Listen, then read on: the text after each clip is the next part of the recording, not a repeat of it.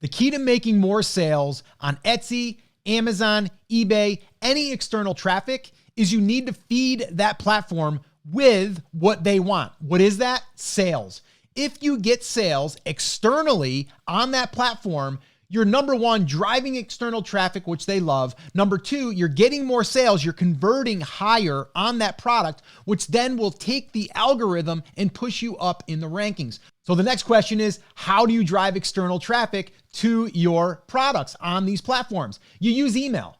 Build an email list of people that are in your market that are likely to buy that product and then send them emails on a weekly basis. You will increase your sales. And when you do, guess what? You'll be rewarded from Etsy, Amazon, eBay, whatever platform you're selling on.